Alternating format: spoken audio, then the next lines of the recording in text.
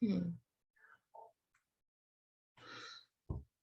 Okay, this is how do I share?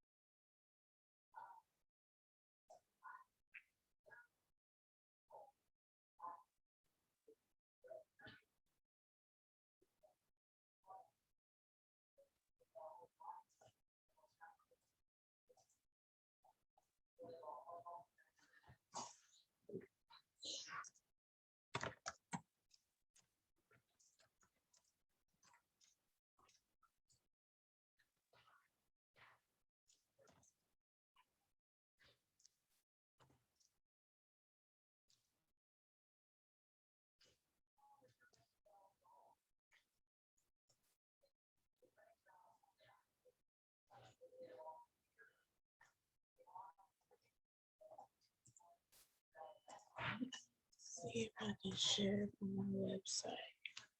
Hello. Good morning, Mama. Did I win the lottery last night?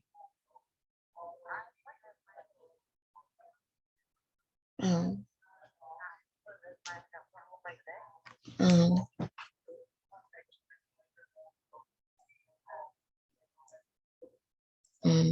Okay. Cool.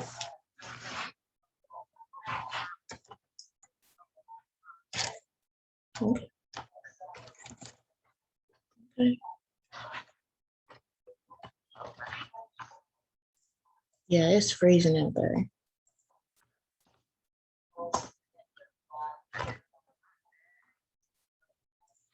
What you want to do? So what you want to do to it?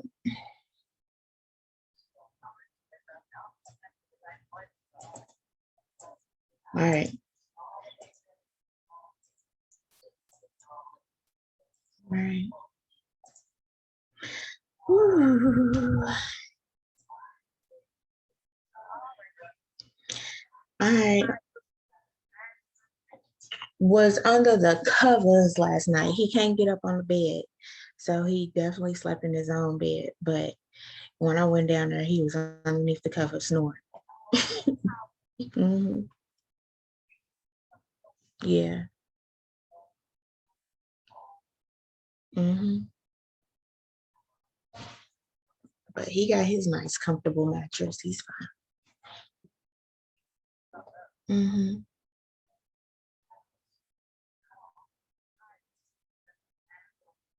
All right. I'll chat with you later. Bye.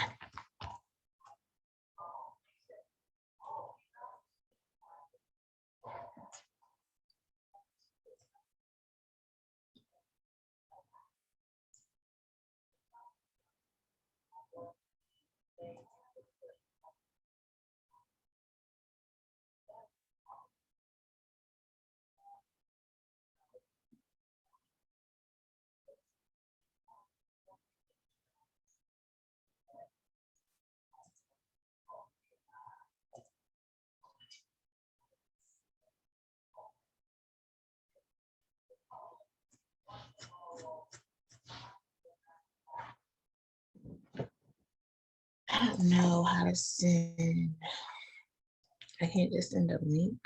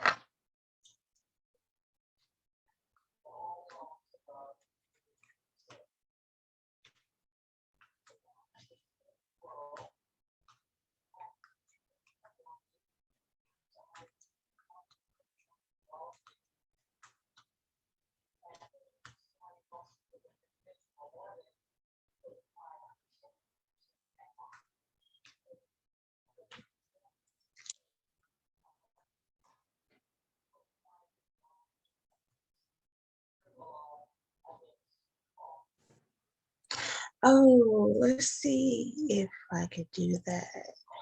Good morning. Good morning, Carla.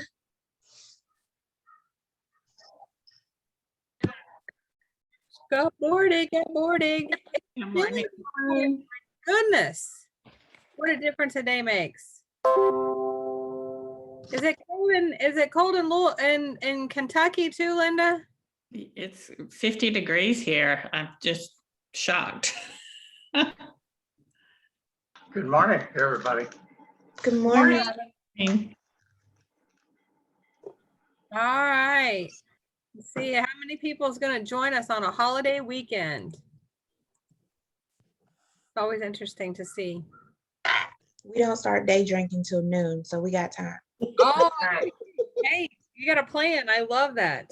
I love that. You know, I don't get to day drink at noon because I'll be on with the people that are trying to pass their test. Oh, you got the study group? I do. Oh, that could be interesting. They probably want a day drink. Yeah. After they take that test, they're going to definitely want a day drink. Aren't you so glad you have that behind you? Oh my goodness, yes. Yes. Awesome. All right. Well, we're going to talk about Facebook ads today, but let's get started the way we always get started and give me your win and your challenge for the week. And let's see. What would be a good thing today? Your favorite barbecue item. What's your favorite barbecue food? Ooh, I'll go. Okay. My win for the week is my buyer got pre-approved. Yay! And what happened with your second buyer, dear? She's still not answering texts. I'm just gonna move forward with her sister, and maybe she'll come around when she sees her sister's winning. I love that. That's a great idea. My challenge is now she's been sending me houses nonstop. So getting a schedule together and trying to get out to see them. This morning I've been in the MLS system trying to figure out how I could get like a list of the houses that I've found without them going out into separate emails. Like I don't see where a link is where I could copy and paste it. So I'm playing with that to figure it out. Okay. Yeah, I don't know. Did you set up a search? Yes. And I guess I have to select each one. And then in the end, when I go to email, I literally just found where I can select. So I think I figured it out. Yeah, you should be able to limit the list. You should be able to limit the list in our MLS.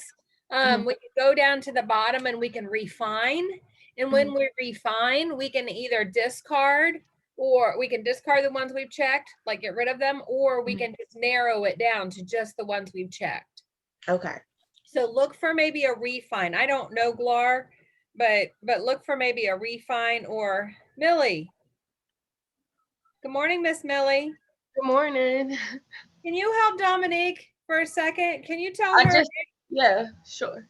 Oh, did you hear her question? I didn't. That's what I was gonna say. I just got on, so I didn't hear what was going on. She's done her first search for her first buyer, and she's trying to figure out how to just send the properties that she picked and not the whole list that came up on the search. Is there like a refine or someplace? where- Yeah. So, do you have the houses that you want put up, Dominique? I have a list of the MLS numbers. I was gonna go back through because I found the select button on the houses. Yeah, So I was should gonna say you can hit the select button. So, like Okay. when you select them all, and then you hit the select on the side. Uh-huh. So you see the email. It'll show email at the top under like the transaction desk in my market. Yes. It's so email, and then when you hit email, you can email all the selected ones. It'll say email all of them or just the selected ones. Oh, very good. Okay. Okay. Perfect. Thank you, Millie. Thank you, You're Melanie. welcome. Awesome. All right, dear Dominic, what's your favorite barbecue food? I like burnt chicken apple sausages. Okay. like what? Burnt chicken apple sausages. Okay. I love that. It's I a like lot. I like my sausages black on the outside too. I like them crispy. Yes. Yes. Awesome. Who's next? Win challenge favorite barbecue food.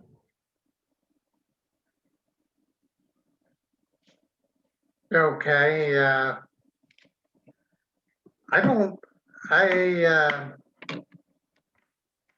would have to say I've come up with an idea for live Facebook, but I haven't put it together yet, mainly because it was too wet yesterday. So I'm gonna do it today. Awesome. And I would count that as my win. I struggled with that one.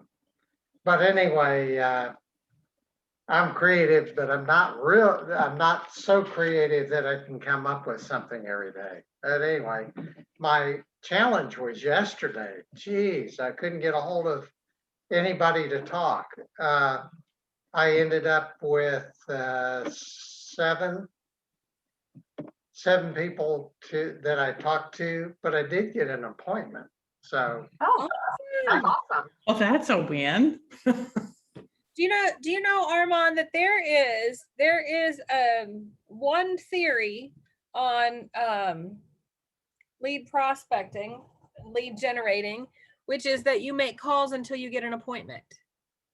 So if every day you make calls until you get an appointment, what's going to happen?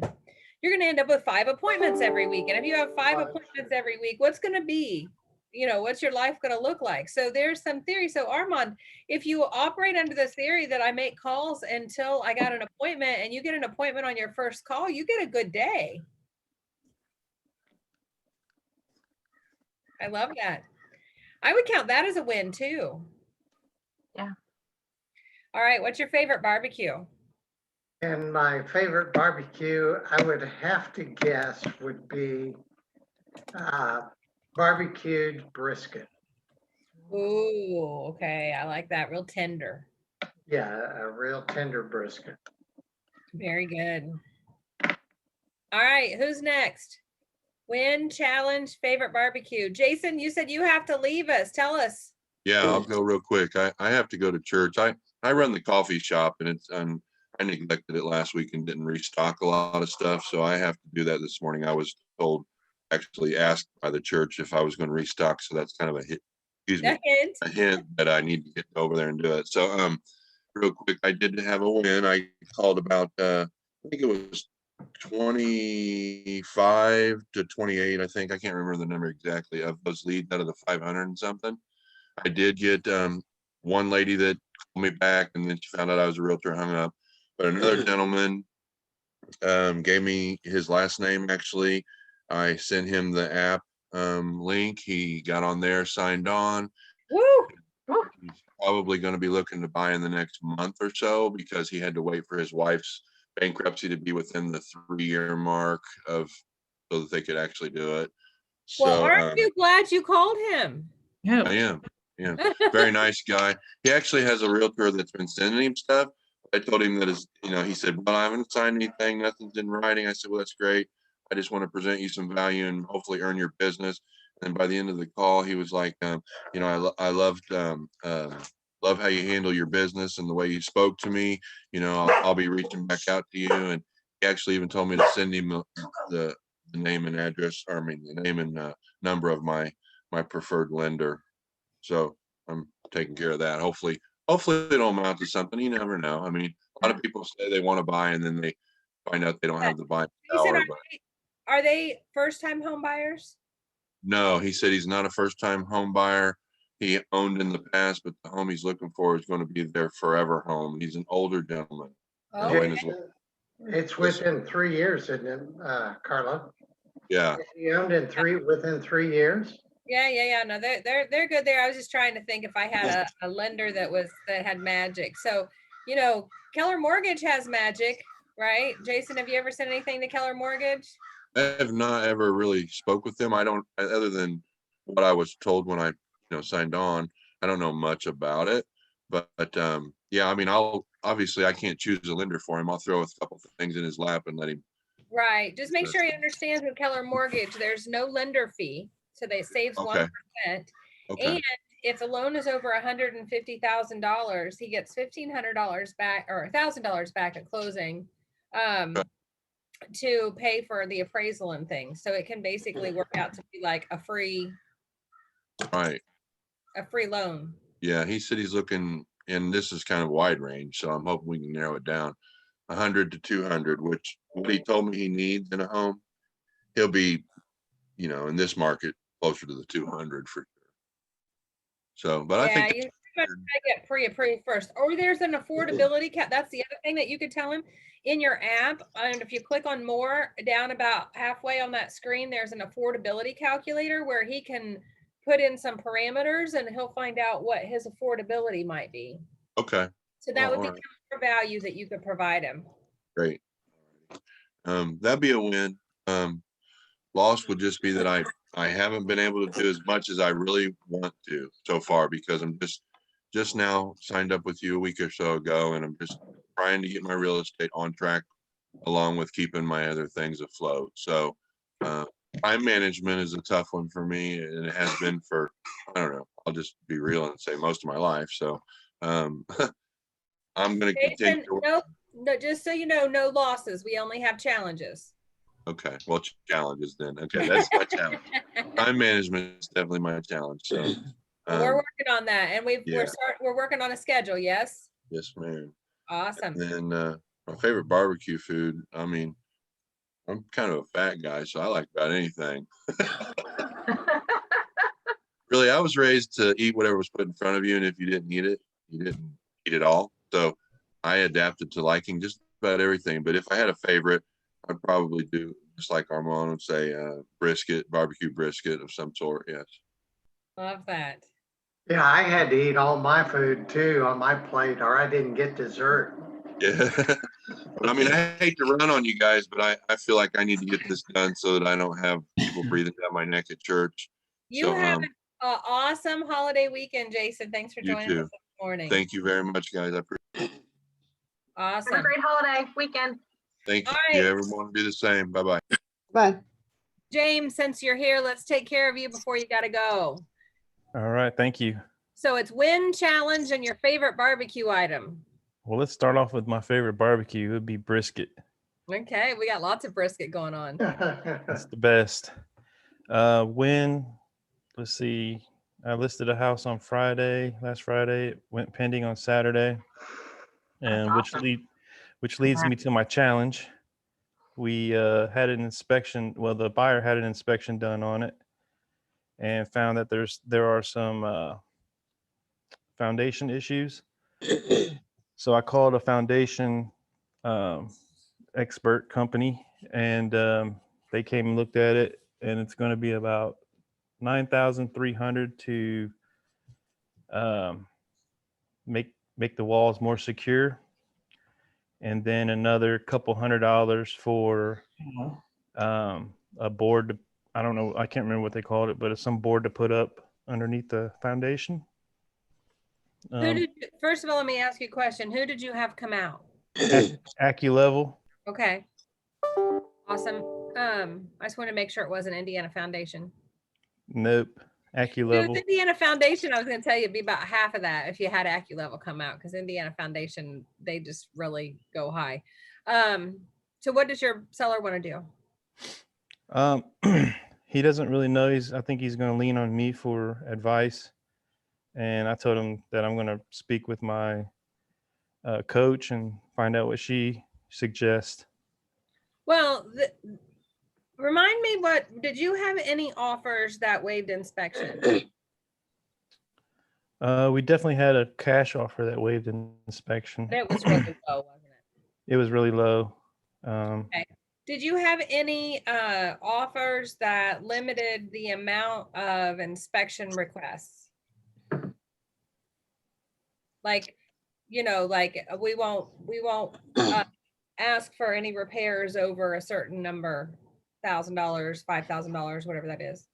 We did have a few that said that they would basically not nitpick on the small stuff. Okay. Because here's the thing is, the buyer can choose to do a few things, right? They can choose to say, no, we're not going to repair it. Give the earnest money back, go back on the market and see if somebody else will take it as is, right? They can, this one, remind me, did this one have an appraisal gap? Yeah, this one had the 100% appraisal gap coverage. 100% appraisal gap. So we don't have to worry about appraisal, right? So we don't have to worry about that. So the real choice is that he can get it fixed, okay, before closing, or he can offer to pay all or part of the cost of repairing it at a check at closing. So you could attach a copy of the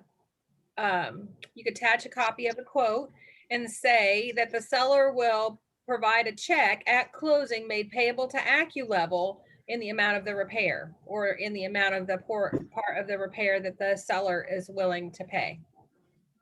That way he doesn't have to come out of pocket before closing. It's just going to come out of the proceeds. Right. Okay. So for instance, when my daughter and son-in-law bought the house that they bought, they had some foundation issues that came up on the inspection, and AccuLevel come out, and AccuLevel gave a quote, and the seller paid 75% of it in a check at closing, and then they had to pay the other 25% themselves. Okay. So we could do like 50%, 75%, whatever percentage my seller agrees to pay or give back, basically. Yep. Basically, and then make sure you let the buyer's agent know that you had multiple offers, and some of them had, limits on the inspection. So you just feel like this was really fair in relationship to the others. But your seller has to realize that if they decide to walk away, this can be considered a major item. You'd have to give the earnest money back, and you would have to go back in the market to find another buyer. Yeah. And then at that point, if we were to go back on the market, we would have to disclose that there's some foundation problems and stuff like that. Okay. Yes. And where do you do that on the BLC in this agent to agent comments? You would do a revised sales disclosure. Okay. Revised sales disclosure. Gotcha. You might put it in the agent to agent comments, or, if you have a copy of the inspection, you might just include a copy of the inspection. Okay. So options are reject their counter. But that was the thing. You would just say it's not really a counter. What it is an inspection response, and they're requesting that this be repaired, right? Mm-hmm. So you would just say no. At the bottom, you would say, no. You could Just say reject it. You could reject it, or you could accept it, or you could counter it. And if you countered it, the way you would counter the inspection response. So it would be so you have a buyer's inspection response number 1. So it would be seller's response number 1, right? Okay. Say that the seller would be willing to, that the seller obtained a quote of $9,500. The seller would be willing to provide at closing a check made payable to AccuLevel in the amount of $5,000 or $7,000 or the cost of the repair, whatever the seller decides they want to do. Okay. The only, paying all of it guarantees the buyer stays engaged with you, right? Yeah.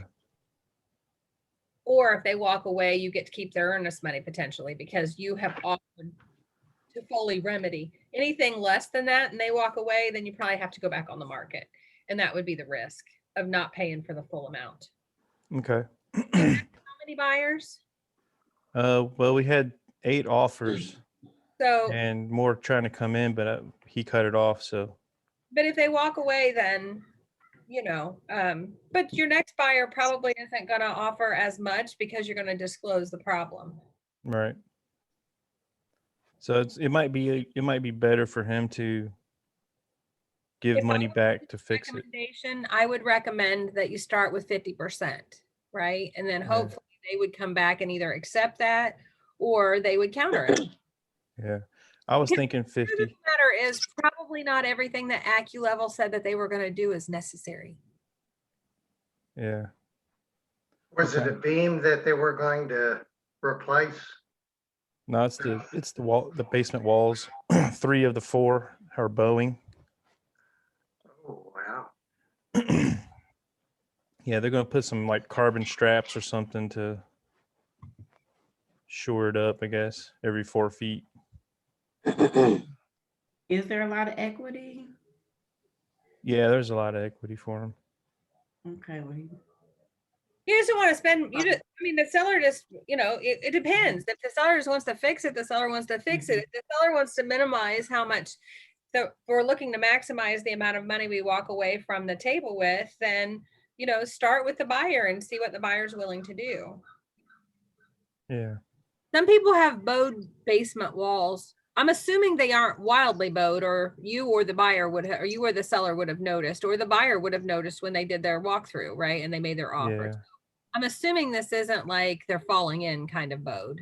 No, it's not like that. It's actually a nice basement, but the walls, from the pictures, it does show bowing out a little bit. So it could also be something that, wouldn't necessarily have to be fixed right away, right? yeah, right.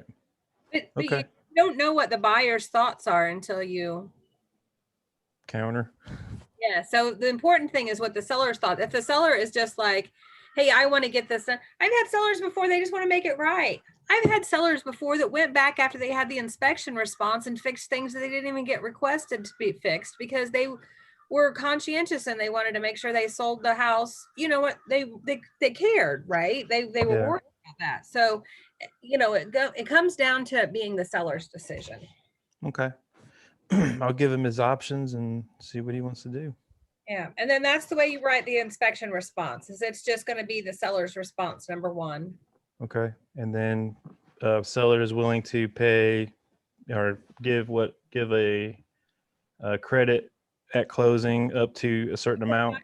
Provide a check at closing made payable to AccuLevel. You cannot make the check payable to the buyer because that's mortgage fraud, Yeah. right? Okay. So you can have the check cut. So then you would just give the invoice and the inspection response to the title company, and it would just be a line item on the closing statement. And then at closing, the buyer would get a check made payable to AccuLevel. Okay. All right. I'll run it by him, see what he wants to do. Awesome. All right. Who's next? Win challenge, favorite barbecue item. I'll go next. Yes. When this week I had quite a few people surprisingly respond through my Facebook messages for more info. Several of these were just kind of acquaintances, and I was kind of shocked that they actually gave me some of their info. But anyways, Good. I was happy. So I've been diligently trying to get all that plugged in to my contact list. Challenge is then to just get it finished up. I'm assuming, do I need to wait till I get everything done to implement my smart plans, or should I go ahead and start doing ones that I have them done on? Well, there is, if you go into the Smart Plan library, there is a neighborhood nurture introduction email that goes out. You can look at that. So you could set everybody up on it, set them up on the email that lets them know about it. And then it starts their neighborhood nurture. And that way, if you haven't got in touch with them yet, they can start getting that information. So that way you're not missing out if they are interested in maybe selling right now. Because people actually reply to those emails and say, okay, we're ready, come list it, right? That's Okay. so Okay. you can do that. Look in the library. If you go into the Smart Plan library and you type in neighborhood nurture, you're going to see one that is an introduction or an explanation or something. I can't remember what it's called exactly. Right. But it just says, and then you can go in and edit that. And you could even say, you know, I'm trying to get everybody called. I got my real estate license, but I wanted to get this to you in case, you know, because I thought it was awesome value. Let me know what you think, that kind of thing. Okay. Yeah, that's awesome. Yeah. We get this thought in our head, right? I don't want to bother people. People don't give me their information. I don't know the people that much. What'd you learn, Cynthia? The surprisingly number of people will just give you information. All you have to do is ask, right? I know. If you don't I know. ask, give it to you, right? Yeah, yeah. And then my favorite barbecue, ribs and shish kebabs. Ooh, what on your shish kebabs? Pearl onions, cherry tomatoes, kind of like prime rib or ribeye, green peppers or zucchini. Yeah. Very good. Yep. All right, who's next? Win challenge. I I'll can. go. Oh. Go ahead. Okay, I'll be quick. Well, my wins that I'm under contract with my one listing. Yay! Yes. Well, Monday morning is the inspection, so I'm On Memorial Day. Wow. That's what I said. When she called, she said, can you be there 8 o'clock Monday morning? I was like, kind of a holiday, but sure, whatever. Well, Whatever you works have for to you. be there. What do you have to be there for? The seller just wants me to be there just in case he has any questions. I don't know. So I told her I'd just be outside. There Do I during not need to be there at all? You're not supposed to be there. The seller nor the seller's agent. That's what I told her. She's not supposed to be there, so I don't need to be there. Perfect. Well, then never mind. I'm No. not going to be there. Good. Because think about this, if you represented the buyer or you were the inspector, do you want somebody following you around, right? And whatever questions they have, they'll come back with a list of questions if they have questions, but the inspectors probably aren't gonna have questions because they know what they're looking for and what they're looking, you know, they're gonna write a report. Awesome. Well, makes And my day easier then. Right? Huh? It was as is. It was as is. Yeah. Yeah, this is just really for the buyer's edification, right? Okay. Now Cool. just remember with an as is and make sure your seller is prepared. So we all kind of think that as is means that the buyer has agreed to buy the property as is, as it sets, no matter what. And that's not really what the as is addendum says. If you read the as is addendum, it says that they're not going to request any repairs, that they are going to have an inspection though. And if anything major comes up, they can, well, if anything at all comes up that was latent that they couldn't see, they can cancel the contract. And that's why as is not usually in our seller's favor. Gotcha. Because Yeah. the contract can be canceled for anything that was latent, that wasn't obviously seen when they did the walkthrough. Yeah. You know, Well, we had a very detailed disclosure and her city thing. So hopefully we'll see. Yeah. So my challenge is just that my kids are out of school next week, the week after that. So planning my schedule is my challenge right now, like just figuring out when I can have those breaks to just go and do what I need to do. So they may be sitting in the car a lot sometimes. I know a lot of you guys you're going to have to adjust your time blocks, right? Because life is going to change for a few months. Yeah. All right. Favorite And now that we're in a new city, I don't have a lot of family. So, you know, it's different. Well, I don't eat meat. I'm one of those.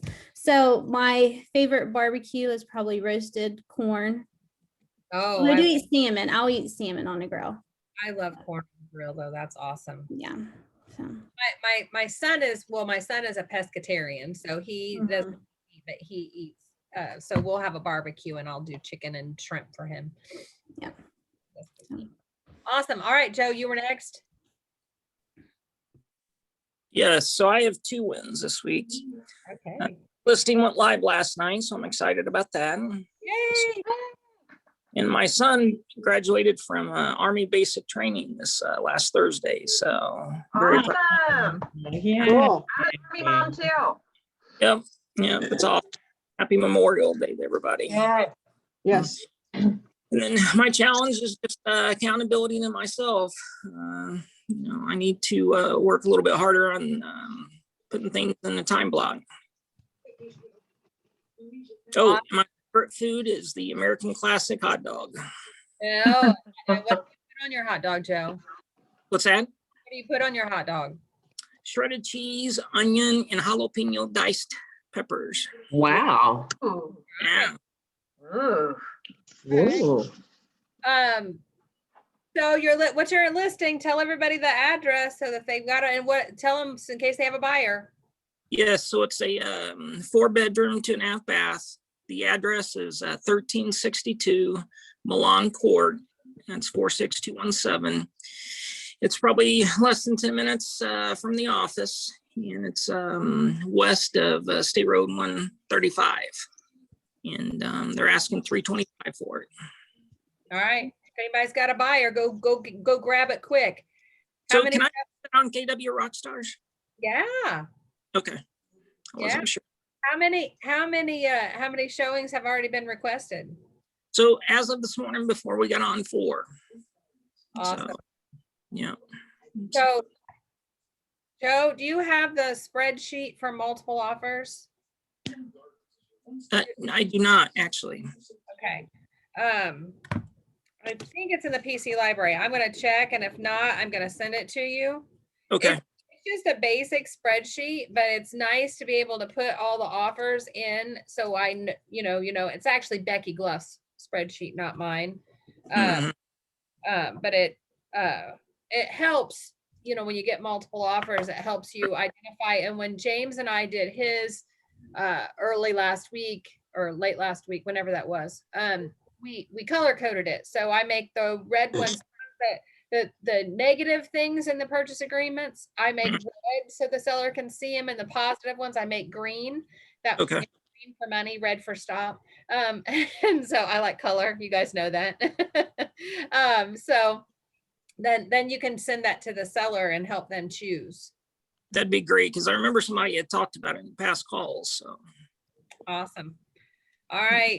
Who's next? Win challenge barbecue. I'll go. For me, I would say my win is just I've been able to time block this week pretty good. So that would be my win. My challenge is that on one of my buyers had an accepted offer, but the agent, like when the stuff that we asked him to fix after the inspection, he put stuff in there that they was going to fix that we didn't even ask for. And some of the stuff that we asked for, he didn't put in there. I'm like, did you read what we asked for? So I never did with that. I was just curious on how would you deal with that?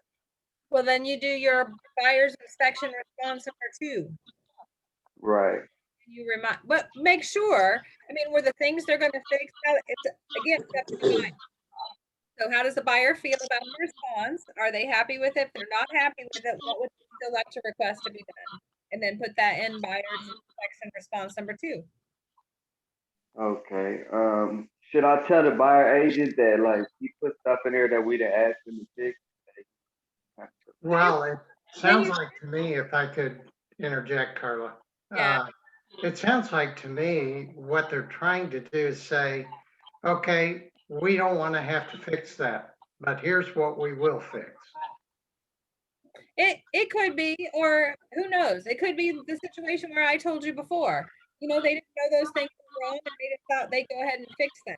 What kind of things did they not say they would fix, Robert?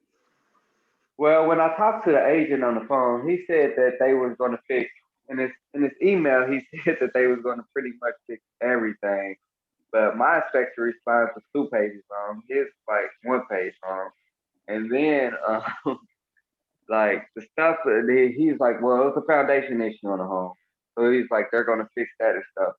But in there, it just said basement repairs. To me, basement repairs could be anything. It's not concrete enough. It's pretty abstract. So, but he said they was gonna fix it, but in his response is like abstract. Like I'm not sure. I think what I would say is I would just say that buyer's inspection response number 2, you know, number 2, and then just say to clarify, seller's response number 1 indicated basement repairs, you know, repairs to include, and then spell out what they include. Just make it more clear. You know, just make it more clear. Okay. So you said okay. So sorry.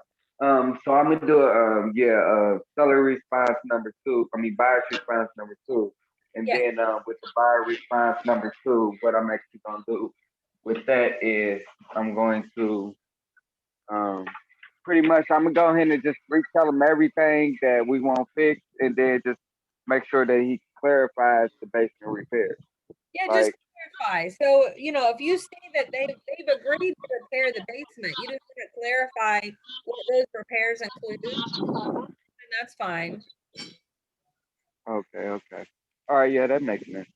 Sound like he might have just condensed your response, like instead of like writing, so just kind of condense what the response was opposed to being as detailed. And like Carla said, just clarify to make sure that it's done instead of writing it all over again. Okay, I see what you're saying. Yeah, condense it and then do what Carla said. If you want to send it to me, Robert, when you get it done, and then I can see if I can help you with it. Sympathy and Armand. It sounds like there might be some things that they decided they didn't want to do, and you just got to identify which ones they decided they didn't want to do. Right, exactly. And then just because I did a side-by-side comparison, and then I kind of stopped looking at it stuff like some of this stuff is like we didn't even put in here. You just start. That's okay. I mean, we don't need to take out anything they agreed to repair, right? Right. Unless the buyer for some reason doesn't want some of it repaired. Right. Well, some of the stuff doesn't need to be repaired. Like they put the kitchen towel and stuff like that. We didn't put the kitchen towel on that because there's nothing wrong with the kitchen towel. So, yeah. So I'll do it and I'll send it to you, or have you take a look at it whenever I get it done, and then I'll just take it. Awesome. Yeah, just email me and then text me. I'm not going to be on my computer 1 o'clock today. Okay. So just email me and then text me that you've emailed me, and I'll go look at it. Okay. Your favorite barbecue, Robert? Okay, so as far as my favorite barbecue goes, to be honest, I kind of like it all: chicken, hot dogs, hamburger. I mean, it's barbecue, so it's all good to me. Potato salad, baked beans, you know, I like it all. I got it. Awesome. And I'm very excited about your time blocking. Hey, Joe, real quick, before we move on, I wanted to show you in your PC library. It's right here. If it's in the folder that's called Winning Multiple Offers. And are you seeing that? It's a form right here that says multiple offer comparison. Okay. Yeah, I'll go take a look at that then. Yeah, you can just download it and make it your own and use it. Very good. Thank you. You're welcome. Okay, who's next? Win, challenge, barbecue. I will go. I go. Yes. Is that I was somewhat able to get back on track this week and make some calls. So that was in the midst of everything that's going on. So that's a win for me to kind of, you know, be able to get back on track. Challenge is staying on track in the midst of the 1,000 things that I have going on. So trying to stay focused. That's the challenge. And the favorite barbecue item I would say is hot dogs. What you put on your hot dogs? Just plain. I just like it plain with just a little barbecue sauce. That's all. We barbecue a lot. My husband barbecues a lot. I probably like once a week.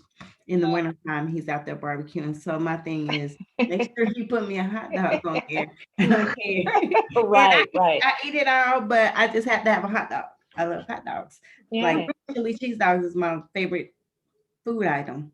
Awesome. I love that. So I like a hot dog, just a hot dog. All right. Who else? Anybody else got a win challenge? Me. Yes, miss. I picked up a new lead yesterday, Okay. and they need to sell and buy. They have 2 houses. They have like a rental property they want to sell, and they have, their home that they live in right now. Miss And, Millie, where did they come from? off of Lee, off Sierra. Very good. So internet And lead. I know that they're gonna be legit and they love me. One been working at the post office for like 23 years. The other one been working at Ford for like 20 years. I'm like, yeah. So I'm excited about that. So I'm gonna run some comps on their house and get them together. And I think my challenge is to put on my schedule to make sure I post more stuff. I never post stuff on Facebook and on Instagram, and I'm really bad at that. So that's one of my challenges. And I'm just like, is it Tamika? I love hot dogs, like grilled Yeah. hot dogs. OMG, like I'm in love with them. And I put barbecue sauce on mine. And I really have to like manage because one time my friend, she had a party and we were all just having fun through like that whole day. I think I literally had like 5-6 hot dogs, and they was all watching. They was like, we just gonna act like you haven't had like 6 hot dogs and you eating them with buns. I'm like, how is she supposed to eat a hot dog? And Oh, I'm 4'11". I'm 4'11" because I live in Kentucky. I'm 4'11". I weigh like 115. So they just like, how you eating all these hot dogs? So that's my challenge. And that's what I like. That's fun. I love that. I love that. And that's awesome about the you got the internet lead that came in and followed up with them and it turned into a relationship because Yeah, I called like soon as they hit, I just called them, and I showed them one house they didn't like it and they were like, oh, well, we were trying to see another house. We called the agent. I'm like, y'all called an agent. Let me show y'all this house. So I showed them another house like an hour later. So Millie, do you have them on a buyer's agency agreement yet? No, because most of the time with Marianne, we really don't make people sign anything until like after I get them under contract, because she says she feel like that makes some people uncomfortable, and she just kind of said but we've been talking about that because we just say like if somebody really really want to work with us, then we just let them work with us. And I never really had anybody that kind of went another way when they started working with me, but we have been talking about just starting to do that just for our safety. Well, Millie, it's also for the benefit of our client as well, right? So if we have the conversation with them that, hey, I have this buyer's agency agreement, this is going to help you understand what you can expect from me, right? This protects you, so you know what you can expect from me. And what that does for us is that, well, our clients don't mean to. Jenna's not on here today, but Jenna had some clients, and fortunately she put them on a buyer's agency agreement, and they went out and found a for sale by owner and went under contract without her. Well, she still has an agency agreement, so she can still help them now get through the process, and then also get paid. So what was the FISBO, which they're willing to like cooperate with the realtor? Trying to work that out right now, but one way or the other, either the buyer or the seller is going to need to pay her because she has a buyer's agency agreement, and she had shown them like 15 houses. And then they don't understand, right? Our clients, no matter how much we explain that to them, they don't understand if they go into a new build and decide that they're going to change their mind. They told you they would never want to build a house, and all of a sudden they're building a house and they talk to the builder without you. well, you know, if you don't have a buyer's agency agreement, you're going to be in trouble, right? I'm doing the buyer agency agreement. You're right. Now when I'm thinking about this, I don't have time. They walk into an open house, right? If they walk into an open Yes. house and they know you're with Keller Williams and they walk into an open house and it's a Keller Williams agent, they're likely just going to assume, right, that they're fine. It's still Keller Williams. Right. And then all of a sudden you would have lost a client. So we just have to be really careful about that. And I Yeah, I believe that our clients' concern about that has to do with how we present it, because I never had a single buyer complain to me about signing an agreement. And a lot of times, you know, sometimes if people feel reluctant, like sign it before you actually had the first meeting, I will make sure they sign it at the time we meeting, because when we're talking and I'm showing the house and I'm like, oh, you know, like you said, they really like you and you have a good rapport, you be like, oh, so do you mind if I be your agent and can I have you sign this agreement for me? Just allow me to, you know, show you homes and represent you. Yeah, that's what I'm gonna do. Thank you. I'm gonna start doing that for sure. Well, you know, and I've asked you guys this question before. Do you think when you go to the doctor and you sign in, you're signing an agreement, right? Right. When you go to the dentist and you sign in, you're signing an agreement, right? Yeah, you are.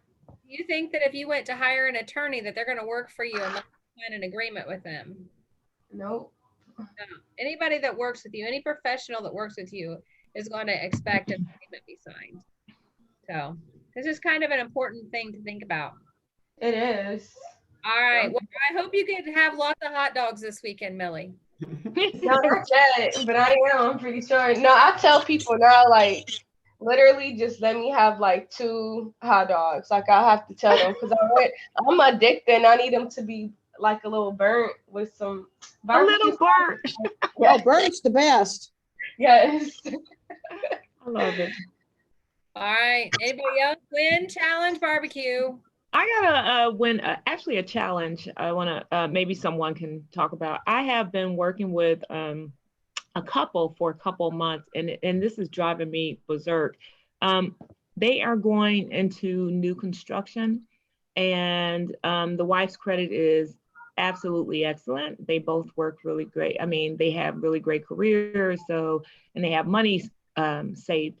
They are looking for a conventional loan, and they're almost there, but the spouse, the husband, is just short of 700. And so for that loan that they're looking at, they keep qualifying for an FHA, but so they'll put it on, so they pick the area they want to be in, and they know the builder, but every time we get close to it, although they have money saved, it's like he has to wait to get his credit at a 700 to qualify for a jumbo loan. And it's driving me crazy because they're almost there, and then there's something else that is disputed.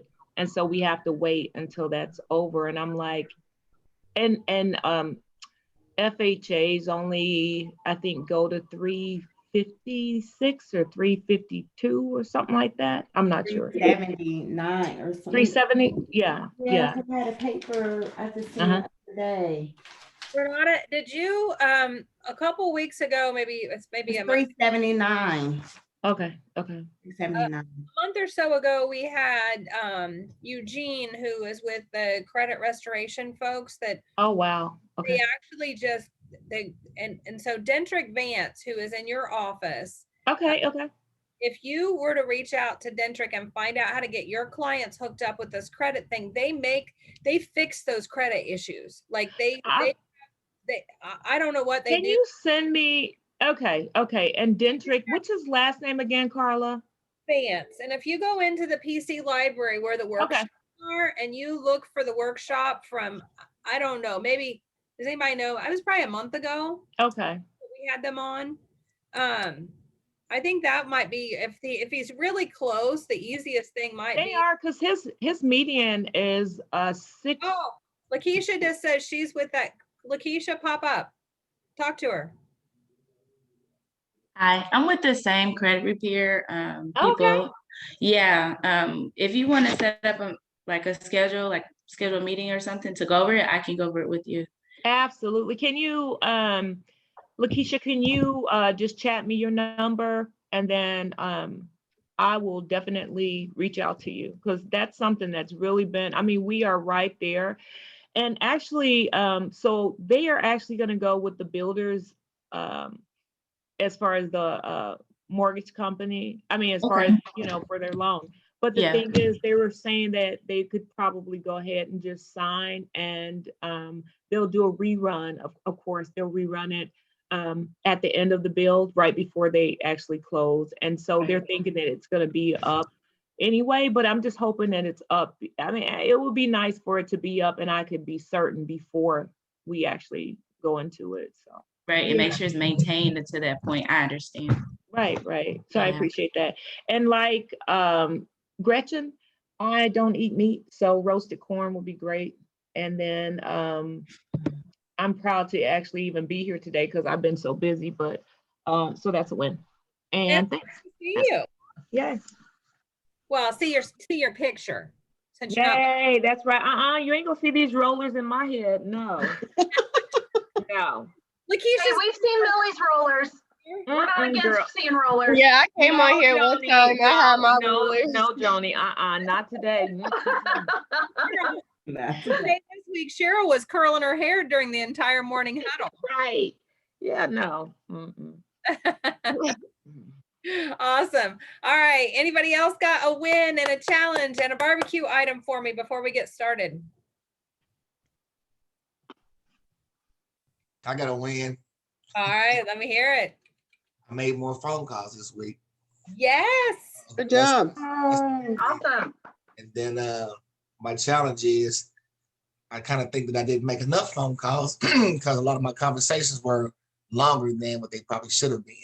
But it was it was kind of cool to have the conversation with people that I hadn't talked to. So that was the win and the challenge. So sometimes when we start calling our database and we haven't been good about it, right? The first quarter calls take a little bit of time.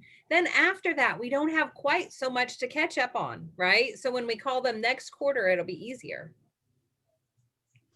Yeah, so far so good. It's coming along. I'm excited. Calls. Awesome. Just, good job. All right. I said calming it down. So challenge this week. That's the challenge, is making more phone calls and cutting off my conversations with people I haven't talked to in a while, and kind of keeping it not minimal, but getting to the point. Instead of catching up a whole lot. Yeah, Jay, you have to realize that you're still building relationships. So that long conversation, they might have needed that, and they think about that. And just because it didn't get you something today doesn't mean it's not going to be coming forward. So take the time out, give them that time, and it will look better in the future. They will refer you to someone else, or either they will call you later. I love that. Agreed. Agreed. And actually that's been happening. So that's since I haven't been at work, a lot of people are calling me now saying, so you must be really about to quit the post office. So I'm like, yeah. So I think that gives them a little bit more they want to work with me more now that I'm not at the post office. It's kind of weird. So I love that. They see your commitment. And I believe it is the commitment too. I did talk to a lot of, not a lot, but a few people from the job. So it was kind of cool. You better talk to everybody at the post office while you're there. Get all them people. Oh, I'm not there. I'm not there no more. So that's where Jay's bulk of his business has come from in the past. So it's great that you're connecting with that, Jay. That's important that you stay connected with that even though you're not there. Yeah. Awesome. All right. Favorite barbecue item? I was trying to think of a good one. I like barbecue mutton. Mutton. Yes, ma'am. That's barbecue goat. Goat with pickles and onions. It is delicious. All right. I'll take your word for it. I wouldn't even know how to go about barbecuing mutton. It's a country thing down where my folks is from. So they throw a big picnic with the church.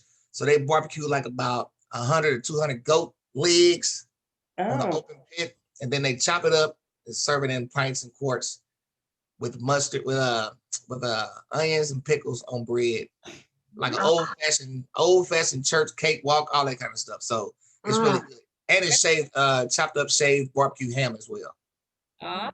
All right. Anybody else? Win challenge barbecue. Nobody's yes, got- I Yes. do. My challenge is, I'm gonna start with that. I always like to start with that one. Making phone calls, making sure I get them in during the week, even though I do call. I need to have like, I think I want to designate a day or something that I know for sure.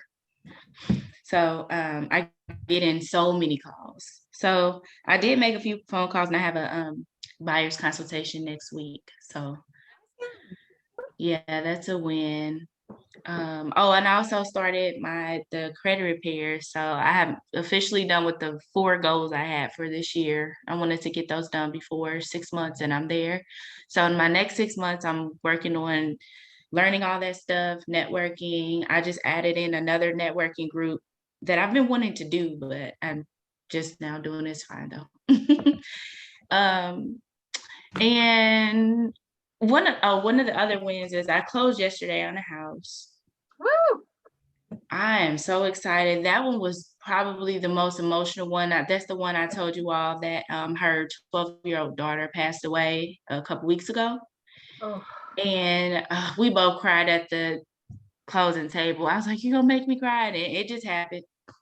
So she's very happy. She can finally breathe. And, I don't really talk about people's stories or anything. I just help them. We talk a little bit about why they want to purchase, and we go into that so they can know their why when we come back to that conversation.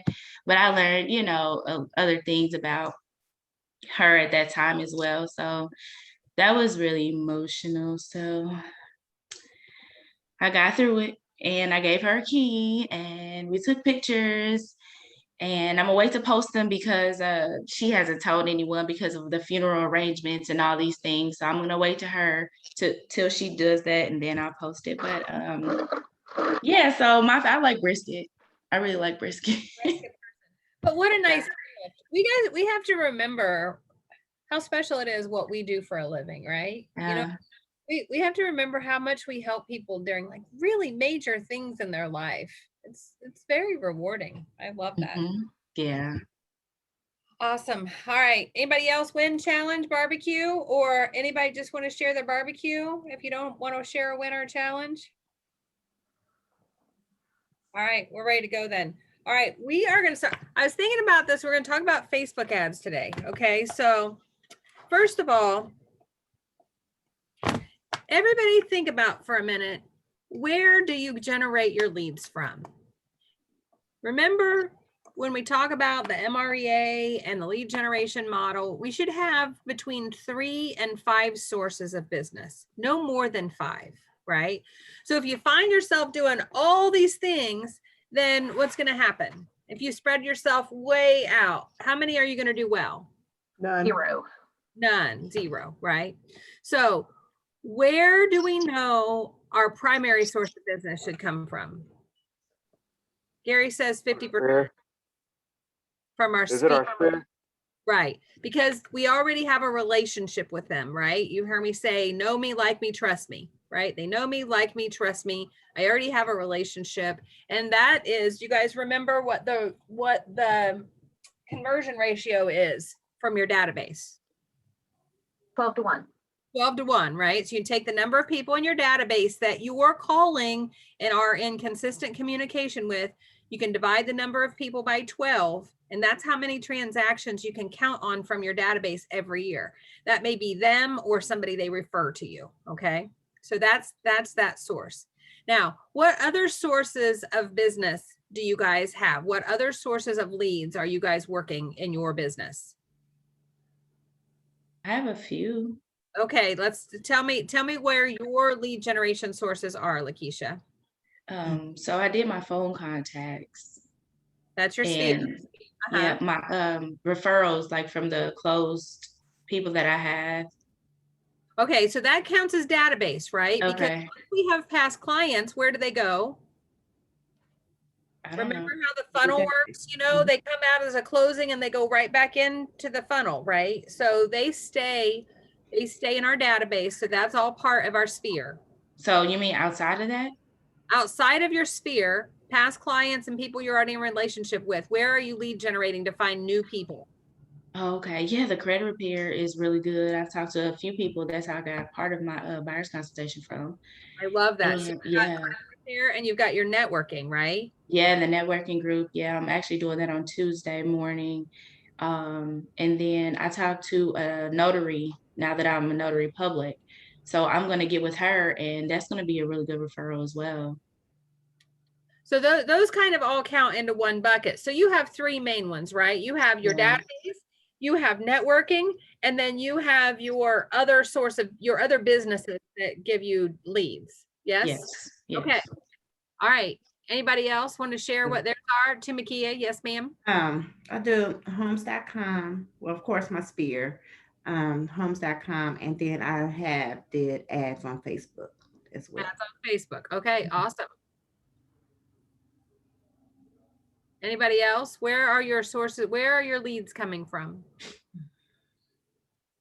I've called in practice some expired this week. Cold calling expireds. That's a good one. All right. So Facebook ads are just one of those type of things. And that's what we're going to talk about today is Facebook ads. Now, the conversion ratio on Facebook ads are internet leads in general are about 1 to 2 per 100. Okay. So that's Sorry. for every 100 leads that you generate, you're going to end up with 1 to 2 that convert into business. So for instance, Millie mentioned Sierra earlier. You hear some of the folks from the Rhonda Roberts team in Louisville that talk about Boomtown, right? Makia just mentioned homes.com. Those all come from the internet, same place kind of as the Facebook leads come from, right? These are people that are thinking about maybe, and they're on Facebook and an ad pops up and they click on it and that sends you their information, the information that they have in their Facebook account. That's the way the Facebook ads work. And so do you think that because when we talk about where they are in the process, right? Where could they be in the process? Anywhere. Anywhere. They could be ready to buy tomorrow, or they could just be thinking about it, or they could just like to look at pictures of pretty houses, right? It could be that they're not interested. It could also be that maybe they need to rent, right? So they also may ignore your first attempts at reaching out to them, right? Because it was important to them the moment that they clicked on it. What happened 3 minutes later? Something else. Something else popped up. Or either I noticed that a lot of them, like other agents, may have been calling them as well, because sometimes, especially with the homes.com and things like that, sometimes they're in a pool, or either they're already frequently looking, and just that time you might have to leave that time, and then someone else might get it another time. I have one guy that keeps coming up in my lease over and over and over again, like for over a year. Yeah. Yes. Facebook ads that I've run for the lead program, I'll see the same people come through every like 2 or 3 days. They're just clicking on ads, clicking on ads, clicking on ads. But they're coming to me. No, they're coming to me too. So I don't want ads are like your best source of business. They are a supplemental source of business. So let's just reiterate, where's your best source of business? Sphere. Sphere. And the best way to get in contact and get into relationship with your sphere to find out if you can help them or anyone they know is to how? Call them. Call them, right? How many times a year? 4. 4 times a year. Okay. So we have to make sure we're making those calls. We shouldn't be running Facebook ads if we're not doing that. Now, this last week, those of you in the 12-week program, or those of you that are following the DTD2 with us this go around, we did M&Xs. if you find that you don't have enough of the letter combinations that we're working when we're working the DTD2s to get the number of conversations that you need to meet your goals, then that's when the Facebook ads would come in. The beautiful thing about the Facebook ads is that they're very inexpensive. The ads average somewhere around $1, $1.50 per lead. Okay, so let's do that math for a minute. I told you, how many leads do you need probably to get one piece of business? 100. 100. And if they cost between $1 and $1.50, then you're looking at $150, right? To get one. Now you may get one before you spend $150, right? But if you think about it, so let's say you get one piece of business, okay? What's the average commission? Let's say they buy, let's just say they buy a $100,000 home. What would your commission be? 3,000. Probably 3,000. Then you have your market split. So let's say your market split's 50-50, just to be easy, right? Because it's Saturday and I don't want to do math. So now we're at 1,500. So you spent $150 and you got $1,500. How many people would like to spend $150 a week and get $1,500 in exchange for it? I thought you was already gone. Yeah. So that's how these work. Okay. So now you guys, I thought long and hard about how to do this, and I realized that Marty Miller has this fabulous video. So what we're going to do is we're going to watch Marty's video, and then I'm going to put an ad in. Okay. And we're going to do it together. Okay. So I am going to share my screen and we're going to watch Marty tell us how to do it first. I think he teaches better than I do. So we're going to let Marty, and here's the thing. I realized this when I was getting ready for this, and I want to mention that. How many of you guys have done the Marty Miller Challenge? Dean has. Dean, keep your hands on the steering wheel. You're driving. Okay, so Marty Miller 4.0, 1 through 7. If you haven't done the Marty Miller Challenge, you need to go do Marty Miller the Marty Miller Challenge 4.0 and at least do like 1 through 7, or we're going to watch 7 today, 1 through 6, because it's all the things that you need to do in order to be ready to run an ad. Okay. That's the 66-day one, right? 66-day challenge. Okay. Yeah. Yeah. 4.0. He just started 5.0 and I haven't done it with him yet, but I wanted to go back and revisit this. I want to make sure everybody's doing that because it is the best way to learn. Okay, so you guys seeing the YouTube screen now? Yes, somebody say yes. Yes, we see it. Okay, awesome. All right, let's play. Come back to the KW Command 66 Are Day you hearing Challenge it? 4.0 Day 7. I don't see the screen. I just see it says welcome home, Marty. We're going to run our Facebook campaign. You're not seeing the screen? First thing we need to do is get into Mine just says welcome home, Marty. YouTube. We're seeing his command. That's it. And before we get into the ad, you want to make sure Did that it you just have change? payments set up. Yeah. where- I can see both. You want to click He's on showing you how to do it in Command, Robert. Right. that. You click on add payment method and have a payment, so a card, business credit card set up to basically pay for your ad. Once you've done that, you're going to come in and click on create a new campaign, and we're going to do a paid social ad. So we'll start with paid social ad. I want to name this ad very specifically because when the leads come in, the lead source will actually reference the name of the ad. So if I just have new listing or something like that, it's not defined, then it's probably not going to give me much information. So I'm going to put 17322 Morgan's Lake, Bridgeland just listed. That way I'm very clear on what the ad name is. This ad is to attract buyers. So I'm going to click on attract buyers. Here's the deal with these 7 icons. Right now, they make very little difference in the ad layout and 0 difference in the ad outcome. So it doesn't really matter on these 7 with regards to your outcome. I've seen some people say, well, you'll get more leads if you do this one or that one or the other. Not really. Okay. So advertise multiple listing is the only one that changes the layout. It actually changes it to the fact where you can advertise multiple listings with multiple landing pages associated. know that you cannot use the lead capture form when you do advertise multiple listings. So we're going to go with attract buyers, and the campaign is going to run on Facebook. You do have the ability to add in Instagram or Twitter, do 2 or all 3 at once. Right now, we're going to keep it simple and focus just on Facebook. So we're going to go ahead and click on set up campaign. You see the first thing it does is bring in the name and goal. It says that there's no listing selected. That's okay, because right now we already have our photos. We don't really need to bring the listing in. If you were going to use listing photos, you could click on add a listing, and we could go actually find that listing and select it.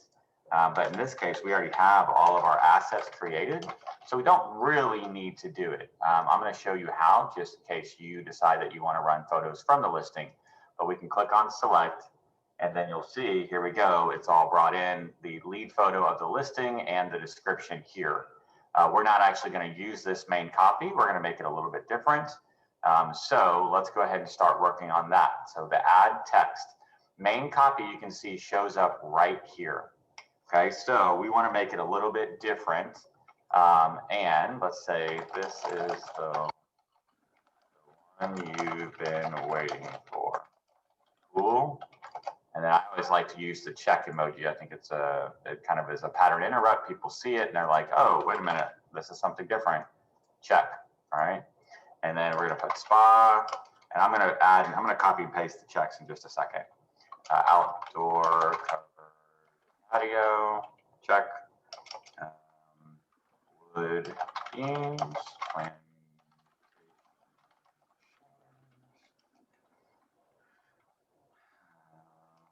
Pendants, everything you need and want exists in this beautiful 4-bedroom, 3-full bath.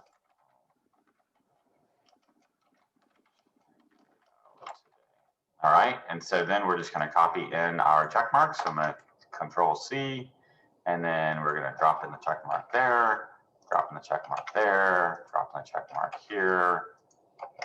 And you can kind of see what we're doing there. I like to have it on 3 lines, so I'm going to break that up just a little bit so it's a little more even. There we go. And you can see the preview is being done here. So I also don't like it to scroll over to the side. You can see, check it out to TOD, right? I'm missing the in there.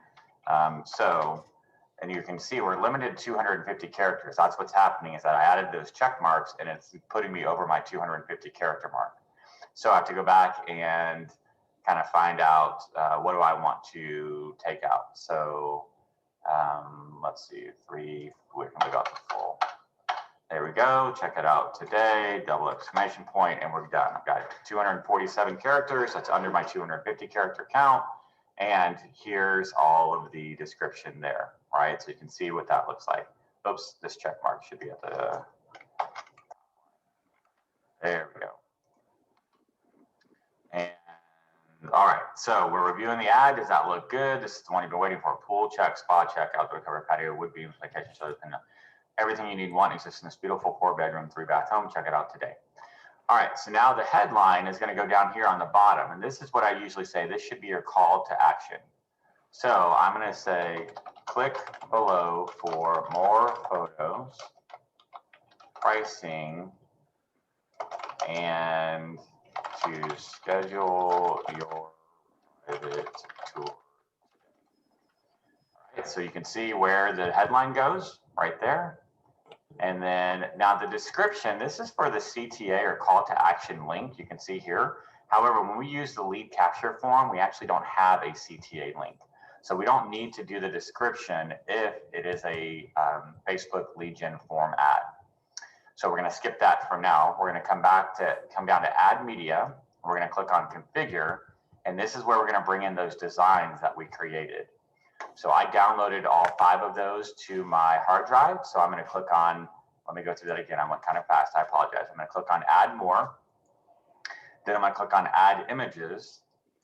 And then I'm going to choose to upload those images because I downloaded each of them. Now, if I had made separate templates for each one, I could choose them from designs. I can show you what that looks like. I can browse the design library. However, remember, I was kind of making the change and then downloading it, and then making the change and downloading it. So this is 2 copies of the same, it's really 3 copies of the same design. So we don't want to do that. So we're going to go back to Creator, and I'm going to click on Upload the Images, drag and drop or browse, and then I'm going to find them. So here the 5 are that I downloaded. So I'll click on Dining Room first. It's going to give me the image here. I can preview and crop it. That looks good. I want to save that image. So that was Dining Room.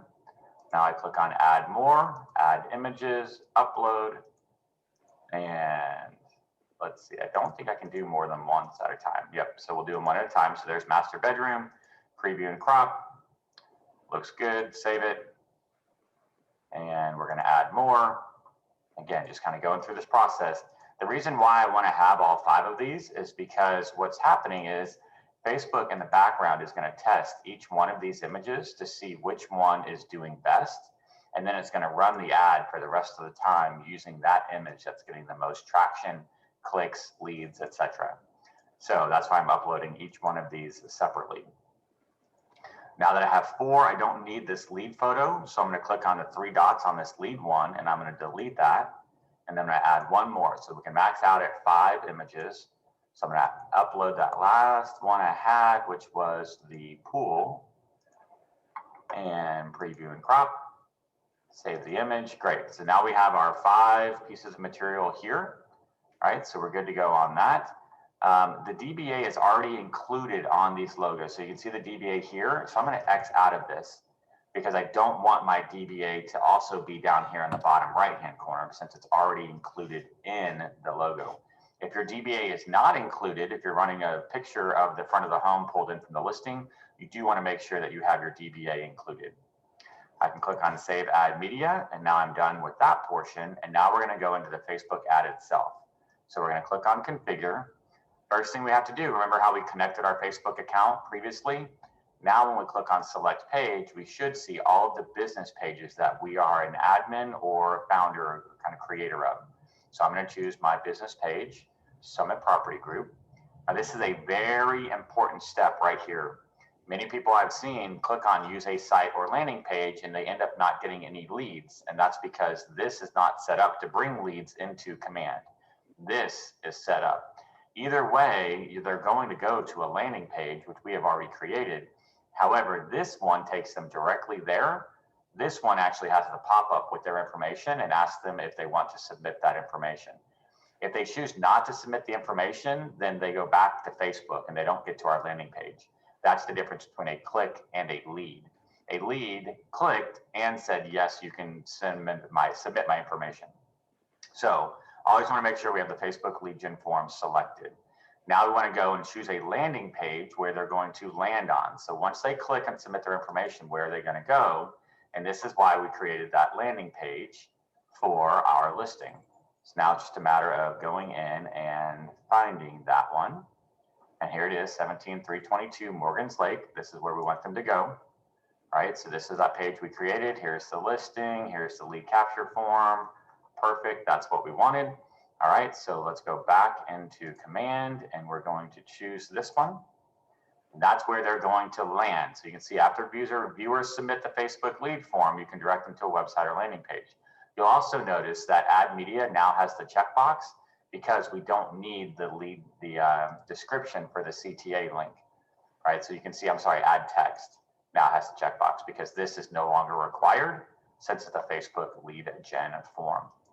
So back to the Facebook ad, we've got our pages selected. We've chosen Facebook lead gen form. We've got the landing page selected.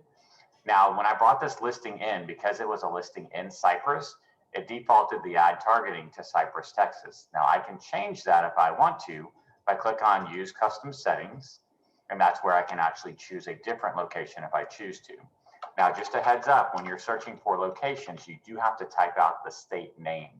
So if I were to come in here and just put in Katy, Texas, you're going to see that my location isn't actually found. It says no options. And yet if I spell it out, you can see then it actually spells it out. Okay, so we're going to go back to Cypress, Texas. It's going to search for Cypress, Texas. We're going to go ahead and select that. The minimum radius miles that you can do is 15, the max is 50. I'm gonna go ahead and stick with 20. We can come in and add or change interests that we're targeting, but for right now, we're gonna do a very basic ad. We're not gonna get into the interest. We can do that later on in the challenge. I wanna make this as simple as possible for everyone. So we're not gonna have any interest. We're gonna go ahead and click on Save Facebook Ad. Now there is one thing I noticed. Let's see, nope, we're good there. All right, perfect. So now we're gonna do our budget. So I'm gonna go ahead and run this ad for $3 per day for 10 days, which is the default. Now you can change that if you want by changing the dates in here, right? So you can see. Now that's gonna lead me right up to July 4th weekend, which is fine. I would not probably run the ad. Well, I don't know, I might run the ad of July 4th weekend. I just don't know if I'd get a ton of showing requests. So kind of be strategic about when you're running your ad. But you can see right now it's running it from June 23rd to July 3rd. My campaign budget is $30. Since I've only selected Facebook as my only channel, it's taking that $30, dividing it by 10 days and giving me a budget of 3 days per channel.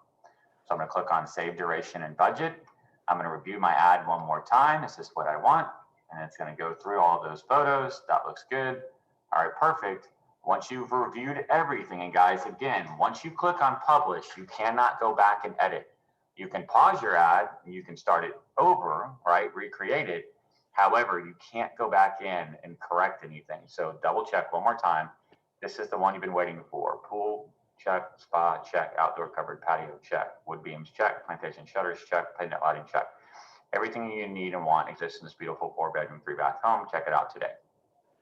See the photo. All right, that looks good. Click below for more photos, pricing, and to schedule your private tour today. That's all spelled correctly. Everything looks good. I'm going to go ahead and click on Publish Campaign. It's going to say, okay, which card do you want to use? Your Facebook campaign is scheduled to run 10 days with a cost of $30. Please select your payment method. I didn't have any credits, so no credits were applied, right? So this is the card I want to run it on. As soon as I click on Create Campaign, we are moving forward. So you'll see it should take us back into campaigns, and it's going to show this ad as pending review. So typically it takes about 24 hours for your ad to go live.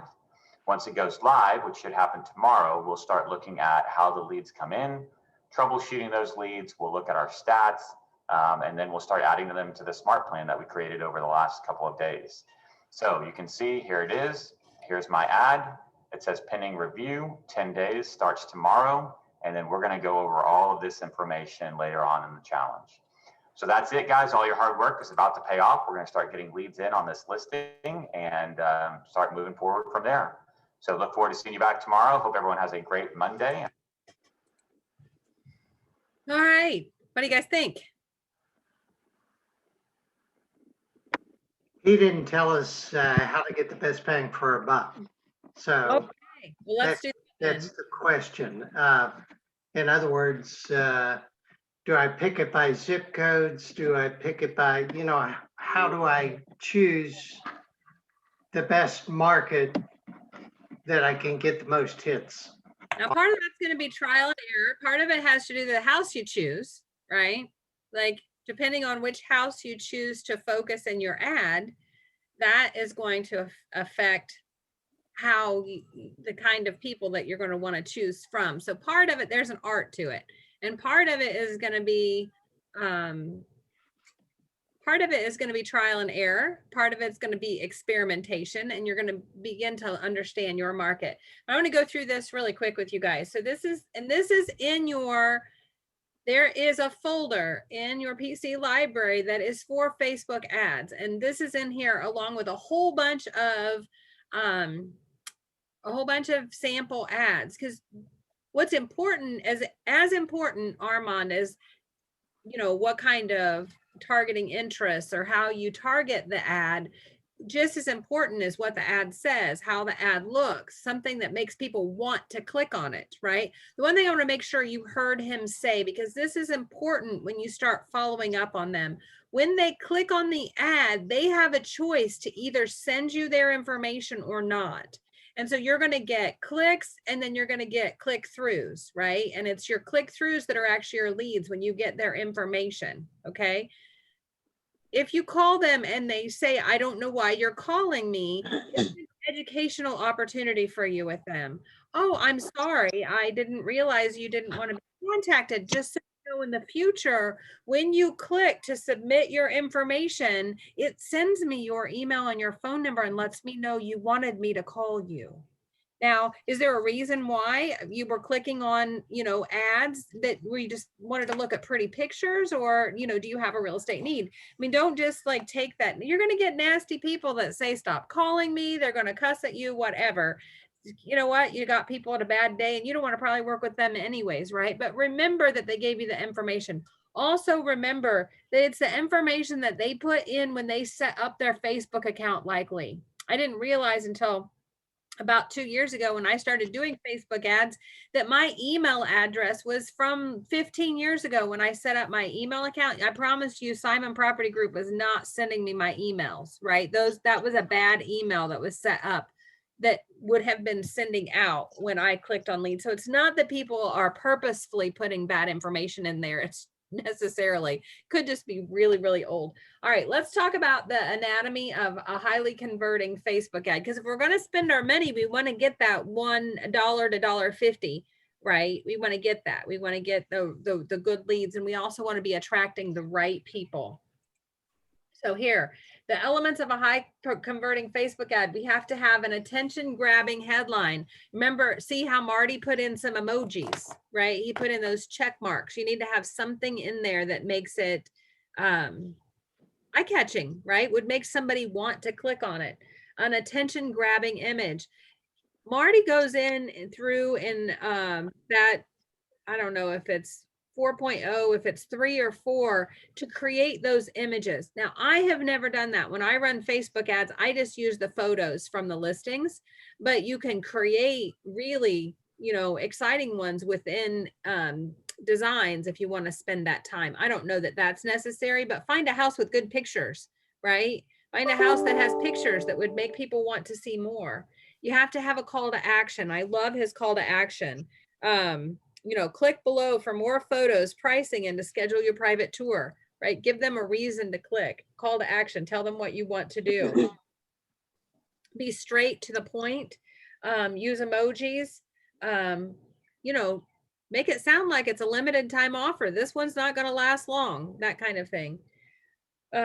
Remember that less can be more. If you write a whole bunch, people don't necessarily read it. People have a very short attention span. Don't give them everything, right? Only give them a preview because you want them to click. If you give them all the pictures to the house and the ad and a scrolling thing, why would they click on it? That's the milk and the cow, right? So leave some curiosity. So let's see, here's some attention grabbing headlines. And remember, this is in your library, so you can come back and look at this. So here, the first one, who are we looking for on the first ad? Renters. First-time home buyers, right? We're looking for first-time home buyers. Tired of renting, right? Something totally renovated, buyer's dream, renovated in land. Make sure that they know why they would want to click on it. Let's get some more here. So the first one here, who are we looking for here?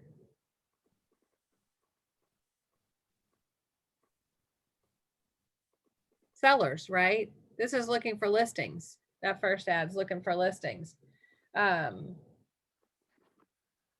I don't know that we have a lot of price reductions. So the next one's looking for bargain hunters. I don't know that we're going to find a whole lot of those in this market. So I'm not sure that ad right now is the best ad for this market. All right, we have to have a very clear call to action. Click to learn more information. Click to sign up today. This second one is for if anybody's going to do a home buying seminar. That's what, click to sign up, right? Click to be one of the first to see it. Oh, is that one good, right? I mean, that one's that scarcity, that, limited time opportunity. Click to be one of the first to see it. I love that one. To the point, like be straight and to the point. You don't have to tell them everything about the house. You don't have to tell them all the details. Just give them enough that makes them be curious enough to want to click on it. So I like this. This beautifully renovated home is looking for you. right? That's it. That's all it says. It doesn't tell you anything. Now they want to find out, oh, I really like it. Let's see what does it got going on? Then they'll click on it. Emojis. I like emojis a lot. I think that really gets people's attention. Exclusivity, right? You could, we've talked in the past about, I've never tested this, but it'd be an interesting one to test. We've talked about, sign up for a list of open houses in the area, right? You could do that one to sign up to do that, to get a list of potential buyers. This is less than can be more again. It doesn't do not give the address. If you give the address, what can they do? Do they need you? No. They just Google it, right? They'll find all the pictures and they'll find the listing agent. And what did you do? So do not give the address. Do not give the price. Don't tell them how much it is, right? They need to ask you that question. And don't give them the specific area. Just say, close to downtown or, Carla, would you say like in Center Grove schools or? Well, let me ask you a question. What do you remember about focusing on schools with respect to You can't. regulations? You can't. Okay. So you could say Center Grove area, but not Center Grove schools, because that's a, you could say like south side of Indianapolis or 20 minutes south of downtown or how about check out this Southside Gym, right? Okay. Something like that. Use emojis, like we talked about that. Use buzzwords, renovated, curiosity, an image of the home. Pick the best picture from the listing, whatever is the best picture. It doesn't have to be the outside of the house. If it has got a phenomenal kitchen, then post the picture of the kitchen as the first one, right? Whatever it is that's going to draw people to click on the ad. Remember what your goal is. What's your goal? Get people to click. Get a and give them lead. their info. You get the most people to click, right? Because 100 people who click should get you one client, right? So you want an ad that's going to get the most people to click. So are you saying, Carla, that every click they charge you $1? Yes. Well, not every click, every lead. Well, they're going to charge you whatever to run the ad. Which remember when Marty set the budget at $30, 3 days, but it's going to run it for those days, and it's going to calculate your click, your. I'll show you here in a minute. It's going to calculate your the amount you spent per impressions, how many people saw your ad, and then it's going to calculate the number of people that clicked. You could spend $30 and have 2 people click, and it cost you $15 per click. Or you could run an ad for $30 that was really engaging and got 30 people to click, and then it was $1, right? So it's the same $30 you spent. It's up to you how many people click on it based on how well you run the ad and how well you design the ad and how enticing you make the ad and the call to action and all of that be. Okay, So I guess I was confused because earlier you were saying out of 100 leads, you get 1 or 2. A good ad is going to be between $1 and $1.50 per click. If you run a good ad, it should get you between 100 and 150. I'm going to show you here in just a minute. Okay. The All right. ad I've ran that will give you an idea. Because sometimes you run them and they don't run well. Like they just, for whatever reason, I didn't write the ad copy well. I didn't use the right pictures. The house that I picked was not one that attracted people. And I ended up spending more for the leads that we got. So here, I love this. Stop looking at Zillow. Their data is not updated in real time and could cost you your dream home. I love that. That's so awesome. Like, just go ahead and just teach them about our competition. Capacity based and then authority, right? Yes, ma'am. Carla, can I stop you for a second? What did you say about the school district? Did you say that you can't include that? You can't target families. Remember from school? Right, but like we've got the fair housing advertising word and it says that school districts and school names are green acceptable. Is that not, should I cross that out? I just want to make sure. What's that? Where are you seeing that? On our fair housing advertising word list sheet that we got. I can show you it on my screen. Well, maybe they've decided that it's a good word. Yeah, I wouldn't do it, but yeah, okay. Okay, I just wanted to know if I should cross it off. I wouldn't, I don't know where you got that from, but if it's an authority other than me, it probably knows better than me, but I would, you remember, I'm a very black and white person and I do not like gray. So I stay out of the gray zone. Okay, I was just curious. Thank you. What's the difference between running an ad that says in the Center Grove area versus in the Center Grove School District? It's the same. It's the same, so I'm not Right. gonna keep the gray, right? That's just me. I was So, just curious. you know, I love the question and I thank you for the clarification because I am a black and white person and I'm also not the broker. So if you got a list that says you can use the word, then absolutely. But here's the important part of this discussion. Just be really careful, right? Okay, so that is in all those copies of those ads and all of that is in your folder. So you can go look at that. I want to talk a little bit before we look at an ad real quick.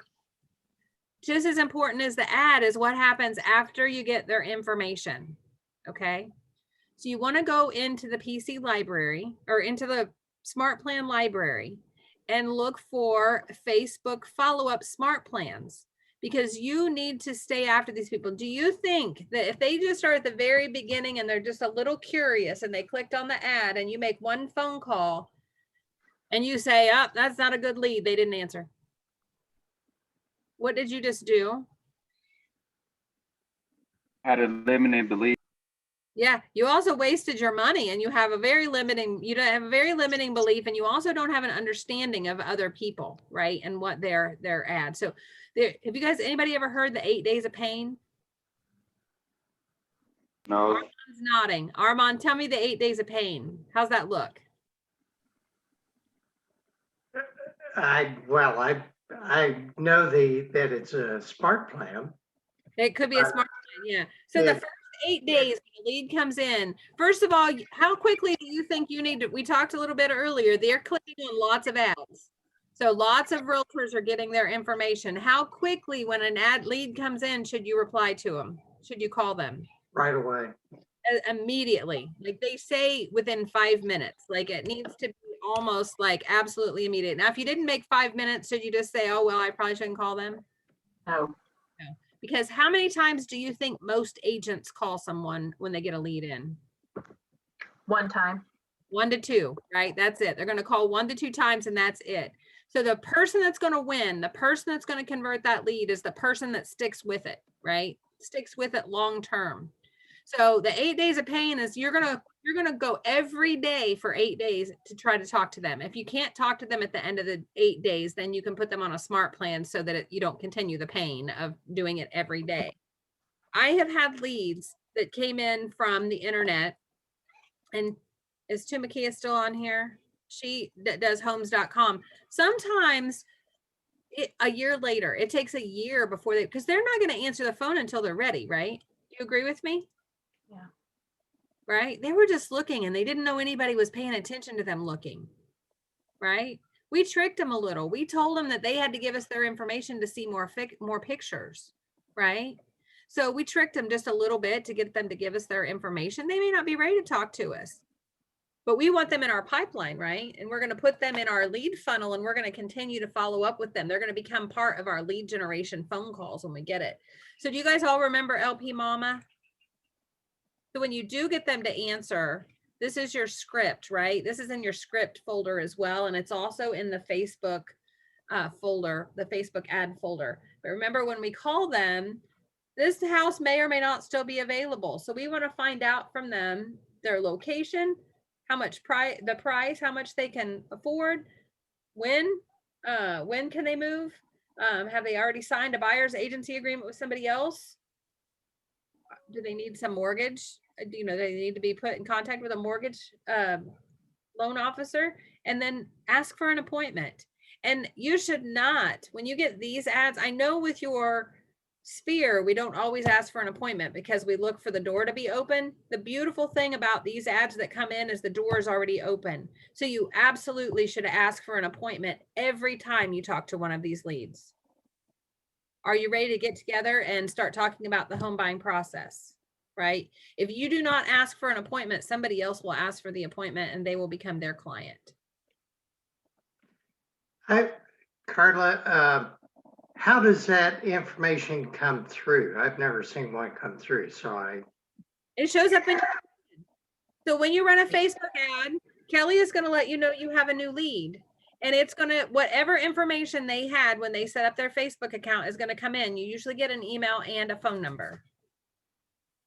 Sometimes you only get an email, right? Sometimes you get a phone number and it's not a valid phone number because it's a landline that doesn't exist anymore, right? Because when they set their Facebook account up 20 years ago, they put their landline number in there and now nobody has a landline, but you'll have an email. Okay, now you're going to go to the Smart Plan library. Let me show you this. Let me get into command. Well, first of all, let me answer your question, Cynthia, about the ads. So I am sitting here in the Northeast office team account, and I'm going to go to paid ads. And here we can see the ads that I've ran. Okay, and so here I spent $30. Okay. There were 861 impressions, which mean 861 people saw the ad for $30. Okay. 85 of them clicked, okay, on the ad, which was 35 cents per click. And then 15 of them actually submitted their information and said, yes, please contact me. And so that worked out to be $2 a lead.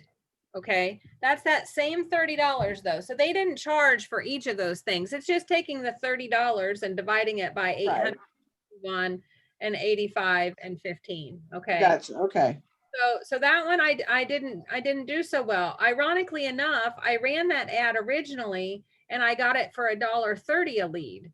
And I got 23 leads. So I reran the same ad, and the second time it didn't run as well. Exact same ad, exact same parameters, everything was the same, right? So it's a matter of who's on Facebook, what the timing is. Did it run on the weekends? Did it run when they were on the Facebook, that kind of thing. So here, this one ran really, really well. And where's that one? Here, this one ran really, really well. And I got that one for $1.25. This one didn't do well at all, right? I only got 3 leads for $30 there. Okay, so it's a matter of trial and error and figure out what works. But that's how you can tell how that's working there. Okay, the other thing I want to make sure you know is in Smart Plans. Again, there are Smart Plans set up for this. If you go to the library, we actually have Smart Plans set up for the productivity coaching team. And if we type in PC team in the library, you're going to find them. So there is the Pro Coach 464. You see those? There is a Team Easy button right here. If you click and add that Team Easy button, it is going to add a text, an email. It's going to add all of them. And so if they have a phone number, it will text them. If they don't have a phone number, it will still just run the email one. And you'll be notified on a regular basis that you have a contact that doesn't have a phone number that's on a Smart Plan. But that's one that you can use, which is the Team Easy button, which is going to put them all on multiple Smart Plans and carry them out for a long period of time. Okay, and you can always remember these. You can always review the steps and see what they are. But you can also type in Facebook, and you can, if you don't like that one, you can type in Facebook and you can find other ones. There's a ton of them, right? Because a lot of Williams are running these ads. You want to make sure the minute you get a lead, you make the phone call and you put them on a Smart Plan. Okay, so you're saying that if you initiated that easy button, when they clicked, that put them on the Smart Plan? No, you still have to put them on the Smart Plan. The reason why it's called an easy, but it was for me, really. I created that so that all of the leads that come in through the leads program, I need to make sure they get set up on Smart Plans. Because I mean, I'm going to tell you guys, frankly, I'm not sure I'm going to continue the lead program because the leads set in the lead pool, nobody's claiming them. And so it's, you know, if you don't claim them for 2 or 3 weeks after the ad ran, you know, our chances of conversion are much lower. So, I'm thinking we're going to take this approach instead and let you guys run your own ads. That way you can run them when you want leads, and it's a lot cheaper for you. 10% the referral fee on that's 10%, and you can probably get leads for less than 10%. So I'm still working through that with the market centers, but just to be really frank, the people in the lead program really aren't chasing after the leads. So it tells me that they either don't need them, or you guys are all on here today, so you must be interested in Facebook ads. They're just not coming to you in the time that you want them. So if you run your own ads, then I'm going to have time this week to generate, to follow up on leads. I don't know that about everyone. So that's the way that works. So is this lead program something that we already have access to? Everybody at Keller Williams has access to run these ads. So all you have to do is work through the process. And I highly recommend you to start with Marty Miller 4.0, the first one, and do all the things up through 7, and you'll be ready to run the ad. I meant the other leads you were saying that people weren't following up on. No, I don't have enough people in Louisville to run the lead program. So we're only doing the lead program in the South office and the Northeast office. Oh, okay. Right now. And I really think it's just better if you can run an ad for $10. You can run an ad for $10, get 10 leads, follow up on them. And if that didn't work, if that worked out well, then you can test the ads like Armand's talking about. So one thing that Marty doesn't do here that he's going to do later on in the series, somewhere around 8, 9, or 10, is those interests, right? Where you choose what interests they want. And you'll find a list of those in that PC library, but things like Zillow, right? If they are searching on Zillow, then they would see your ad. Realtor.com. If they're searching on Realtor.com, they would see the ad.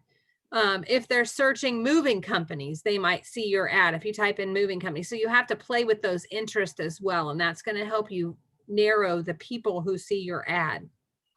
If you narrow your people that see your ad to people who are really interested in real estate, then your clicks go up, right? You get more people that click on it and send their information. So 2 questions. Yes. First question. How do you limit your market? Let's say you don't want to drive to Plainfield or Avon when you meet with them and do things over there. How do you? First of all, you don't pick a house that's there. Okay, so you don't pick a house that's there because remember where he got to pick the radius. The shortest radius is 15 miles from your house that you choose. Okay, so you choose a listing to spotlight and you can set that radius around that house to whatever you want it. Now, that's no guarantee that somebody might not see it and they're in Plainfield. I mean, we don't know. It could happen. But if that happens, you could always refer it to someone else if you don't want to drive that far, if that ends up not working out for you.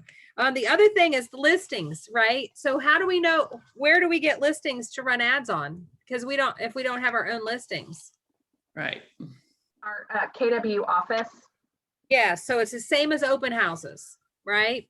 You go and you look and see what is on, what listings there are. Find one that you really like that has really great photos, right? Then you text that agent and say, hey, I'm an agent, a brand new agent in your office. I don't have any listings, but I wanted to run a Facebook ad. Is it okay if I run an ad on your property and get more eyes on it, right? There's no reason why they should say no to you because you're just going to be marketing their ad, right? I mean, you're going to be paying to market their ad for them, but you have to ask permission. How does that benefit you? Pardon? How does that benefit you if you're running an ad for their listing? Would you not like to have the buyer for their listing? Oh, I see what you're saying. Okay. Yeah. I got you. Okay. What were you gonna say, Armand? Well, that doesn't, I thought Marty Miller was saying, don't put in an address. You don't put in an address, but you're still. So you just pick an ad and talk to the agent and then put it on there. You're not putting an address on there. So you're not putting an address on there, but you're using their pictures. Yeah. You're using their description, maybe. Why would that be a problem? Well, because of our culture and because we have to always make sure that it's no different than an open house, right? We just have to be really careful. So we need to ask permission. I know, ask permission, but I'm trying to to ask, how do you focus on particular areas that you want to get business from? Oh, you're not going to put the address in the ad copy, but you're going to use the address when you pick the listing to get the photos, because you're going to pick the listing out of KWLS. So it's going to know the address. You're just not going to publicize the address. Okay, so how's that going to get business from, let's say, I want to target people in whatever Avon. Lawrence So you're Township. gonna find a house in the area you want to target, and that's the house that you're going to use for the ad, okay? And then you're going to set your parameters so that it's only going to show that house to people who live within 15 miles of that house. Okay, You're just not going to put the address of that house in the ad copy. and then you're also, if I remember correctly, have a target market. In other words, it says something like people between the age of 20 and 30, Yes. 40 and 50, so on and so forth. How do you pick that? How does, Whoever your ideal client is, who do you want to work with? If you want to work with first-time home buyers, then should you be targeting 50 and 60-year-olds? okay, Now, there is another piece to this, which is you do have the opportunity to also run the ad on Instagram. You guys know the demographics, and we're going to do social media next week. So we'll talk a little bit about social media and demographics. If you want first-time home buyers, where should you be advertising? Instagram. Instagram. If you want empty nesters, right sizers, people buying their second homes, where should you be advertising? Facebook. Facebook, right? So you can think about that as well.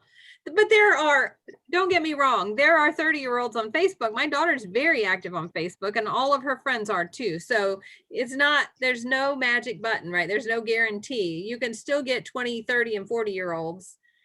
You youngins on here, were you on Facebook before you became a realtor? Dominic? Millie? Oh, I'm a youngin. Yes. Yes. So you can get them that way. And here's how the algorithm works. They're out searching for houses on, different sites or whatever. Then they just get to see your ad. And then they get to decide when they see your ad, is it worth them clicking on it? That's why we have to make sure that the ad and the ad copy is captivating and doesn't give them everything that they already wanted to know about the house, because then they have no reason to click on it, right? I have a question. Oh. Okay. I'm confused about how does it limit to people in their area when you advertise a certain house? How is it not available to the whole general public that's seeing the ad? It's a targeted ad. It's being targeted. You know how Facebook you don't see everything that people that you don't see. Okay. Have you ever said, well, my best example is that there used to be someone in productivity coaching, and her husband wanted to buy a pontoon boat. And one night we had an entire evening, her coaching call. We talked about pontoon boats. We talked about how much pontoon boats cost to purchase, how much they cost to operate, how much they cost to store. The next morning I get on Facebook, and my Facebook is filled with ads for pontoon boat shirts and signs and things for pontoon boats. I didn't want to buy a pontoon boat, by the way, but Facebook heard either the A person over here or Siri, or I don't know, maybe I Googled something about pontoon boats to see the cost of a pontoon boat, right? To help her with her coaching. Now, all of a sudden they're targeting me with that thing. Has anybody ever had an experience where you talk about something and then it shows up in front of you over and over and over again? Yeah. That's how these ads target. I can't tell you how it works. That's way out of my pay grade, but I know it works. And I know that Keller Williams is partnered with Facebook. So it's not just like because you can go to Facebook and run these ads too, not through command, right? That's the way it used to be done before the command function was up and running and Keller Williams partnered with Facebook. When Keller Williams partnered with Facebook, it became this $1 a lead. It used to be like maybe $5 a lead if you ran a really good ad. Now it's $1 a lead if you run a really good ad, because we're partnered with them and we're we kind of have a back door to whatever that algorithm is. Okay. Here's what I recommend you do. I recommend your action items, okay? The play that I'm going to call as your coach is that you, one, go back and do Marty Miller 66-day challenge, probably 1 through 10, right? At least, and learn in detail how to run these ads. 2, invest $10 or $15 and run an ad and see how it runs for you. Because the best way to learn is to what? Do it. Practice, right? We have to practice.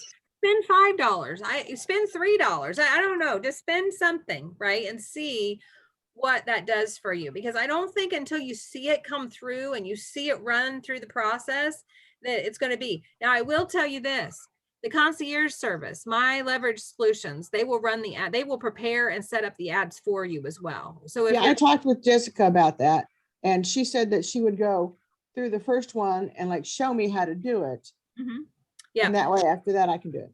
Absolutely. So they will either consistently run them for you, or you can set with her. She will walk you through all of the steps of doing one and run the first one for you. And then you can decide what to do. But I recommend before you have somebody else do it for you, that just, I mean, you've got the resources of Marty, and that was 15 minutes for 7. So if you, let's just say it's 15 minutes and you watch 6 videos, right? That's an hour. Or that's an hour and a half, right? Of time to invest to learn how to do it. And then you can run them.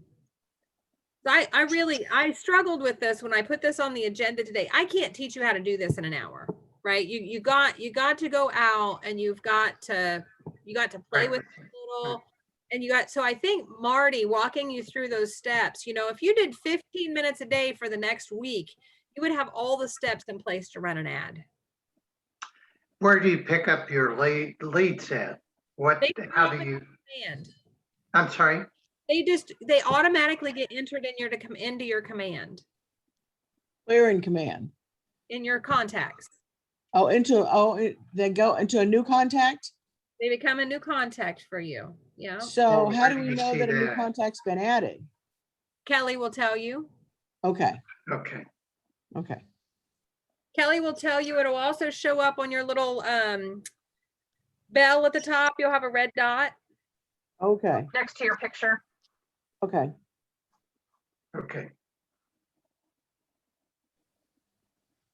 All right. So who thinks they're going to try out Facebook ads?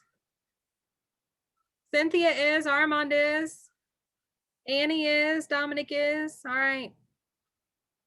Jay is. Okay. Well, give it a run. Like I said, just spend. I don't like, I hate to make you spend money. I always say I don't want you to spend money until you make money, but spend $5 or $10. You could spend $5 or $10 this week and not even know you spent it. Couldn't you? Am I wrong?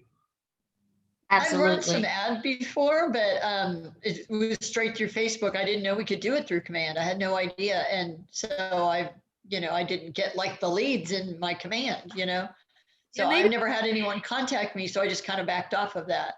I had people like click on it and but no one ever contacted me.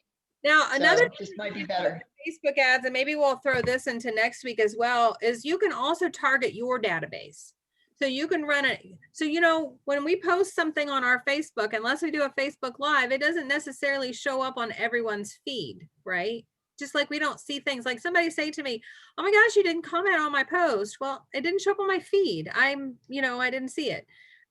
So you can target your database with an ad, right? You could target your database with an ad that was like, how can I help you? Yeah. Or how about this? I downloaded this. I was going to talk to you guys about this. Let's see.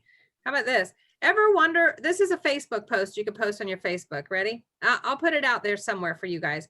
Ever wonder what the cost for selling your home might be? I have an Excel spreadsheet that helps you figure out approximately what you would walk away with. Let me know if you're interested in more information. Put Right. that goes in your Facebook feed, so then your sphere is contacting. Instead of saying I have a great Excel spreadsheet, say I can calculate that for you. Let me know. And let's have a chat, right? I can do that quickly for you. Let me know and let's have a chat. You could do something like that. You could also put that in a Facebook Live and put that out there. But you could also do a post like that. You could make something slick and cool in designs, and then you could run a campaign that targeted your database. But the thing is that the email address that you have for your client has to also be the email address that they have on their Facebook, which is a challenge, or in the Facebook thing at the bottom where you put in their Facebook link, you have to have their Facebook link in there. So that's something that's, I think, probably going to beef up and be even more possible in the future. But I think that's an exciting opportunity as well, so that we can make sure we're getting in front of all the people in our Facebook. All right. Well, I hope this was helpful. I hope it's got you thinking. If you think that this would be a good source, and if you're thinking, I don't want to mess with this, that's fine. That's what I started with. You only need 3, right? And no more than 5 sources of leads. So if this isn't one for you, it's fine. If you don't want to call for sale by owners, that's fine. You just have to figure out the lead sources that work for you. And then more importantly than knowing what lead sources work for you, you have to commit to those, right? You have to make those your job, lead generating from those sources. You have to commit to them and make them your job. This isn't an easy button, right? There isn't an easy button in real estate. And anybody that's trying to sell you one is also trying to sell you how to lose weight without exercising and eating correctly. Somebody's telling you that you can eat 15 hot dogs and lose weight. Just because I wanted to make productivity workshop go in a full circle there. All right, what else can I help you guys with today? Carla, I have like 2 offset questions really fast. The buyer's agreement is still sitting in my opportunities in command. Do I submit to Market Center? You can. Okay. Or you can wait after they find a house, submit it. The thing is about submitting to command for submitting to the Market Center for compliance is you don't want to do it all at the end, because that's a lot for the compliance officer to review all at once. Right. So you can send it a couple at a time. Okay. Also, And- that's a really good reminder. You do need to set, well, not yet, but once you go under contract, right, you need to make sure, then Gretchen, this would be important for you. No, who else went under contract this week for the first time? But when you go under contract, you need to submit your commissions. Okay. So you can do that through command. And you might hop on at 5 o'clock on Tuesday and I can walk you through that or something, or check with the center. But yeah, you don't have to do anything just yet, Dominique. What else was your second question? I'm really still trying to understand the lending. So say my buyer was pre-approved for 300,000 and she sends me a house for 260 and it's like, are we able to say that we can pay 300,000 because that difference? Well, if she's willing to, yes, but if it doesn't appraise, then no. Okay. Because if it appraises for 280, the lender will loan up to 280 less the down payment, right? Okay, right. But yeah, so you can ask the lender if you're going to make an offer on a house that's 260 and she only wants to offer up to 280. You can ask the lender to rewrite the pre-approval letter to 280. Okay. So we don't raise our hand too much. It's not that big of a deal in this market because pretty much if you write an offer, you're not getting a counter. Okay. You're either going to win or no. All right. Awesome. Reminder, Monday, there will be no huddle, no script practice, no open office hours. It's a holiday. You guys enjoy your holiday and your time with your family. If you do need anything, just text and I will do my best to get right back with you. Thank you. See you guys. Have an awesome Bye-bye. holiday. Think about your ads. Will do.